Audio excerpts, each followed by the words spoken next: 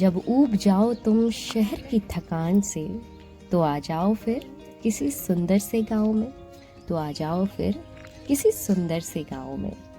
तो दोस्तों, हम सभी के जीवन में व्यस्तताएं तो होती हैं, लेकिन इन व्यस्तताओं के बीच जब इंसान ऊब जाता है, अपने थकान में डूब जाता है, तो सिर्फ उस इंसान के लिए एक चीज की तलाश होती है। और वो क्या?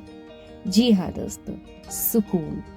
तो सिर्फ सुकून की तलाश में अगर आना है तो किसी सुंदर से गांव में आइए।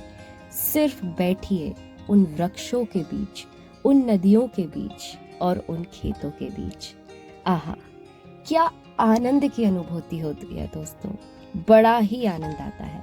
तो दोस्तों, ऐसे ही एक किसी गांव में, जो कि था मेरी नानी का घर, हम सभी जाते हैं और कुछ दिन छुट्टियों के व्यतीत करते हैं।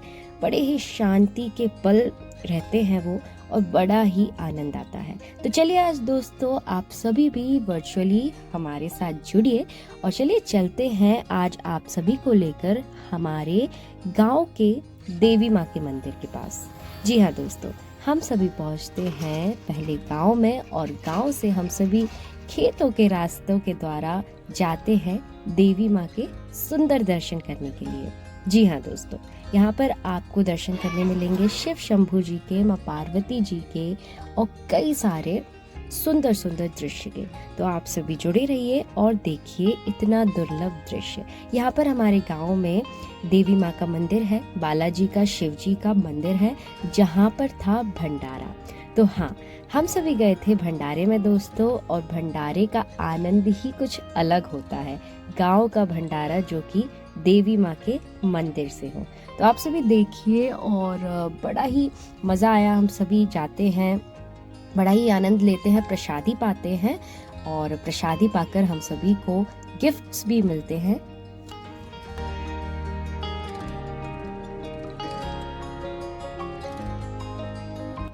प्रसादी पाकर हम सभी आराम से लौटते हैं घर की ओर, उसी रास्ते से, उन्हीं खेतों से।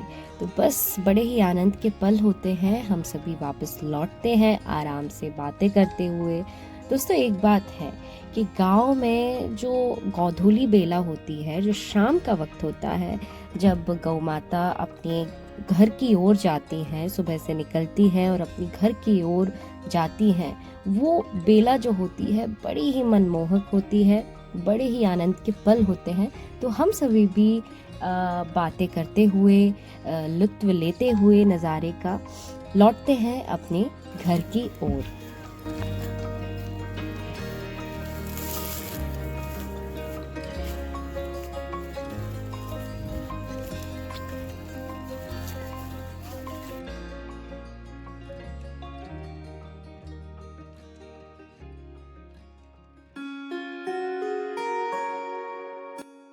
दोस्तों, जहां हम शहर में केवल 1 किलोमीटर चलने मात्र से ही थक जाते हैं, वही गांव में 2-2, 3-3 किलोमीटर के खेतों में चलकर हमें थकान महसूस नहीं होती है।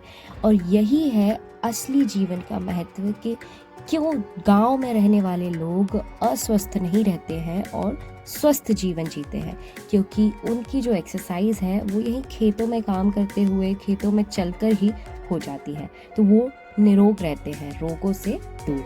फिर इसके बाद दोस्तों, हम सभी आते हैं और मामा के साथ भजन संध्या भी करते हैं। बरसाने में सखी 16,000, सखी 16,000, जिनमें कन्हैया अकेले। सखी 16,000, सखी 16,000, जिनमें कन्हैया अकेले। रात जागरण के बाद कब सुबह हो जाती है गांव में पता भी नहीं चलता है। तो बस सुबह में देवी माँ के अच्छे सुंदर दर्शन करते हैं और बस अपने शहर की ओर निकल आते हैं। वही सुकून, वही शांति गांव में छोड़कर फिर शहर में कुछ नया तलाशते हैं, थोड़ा बहुत सुकून अपने अंदर भरकर लाते हैं, और उसी के साथ शहर में भी सुकून के पल जीते हैं।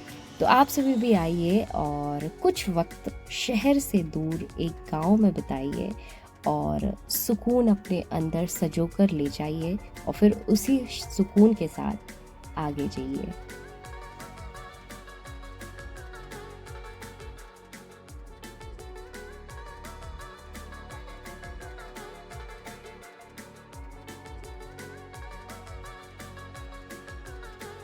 तो दोस्तों जल्द ही मिलते हैं एक नए व्लॉग के साथ। So stay tuned and stay connected.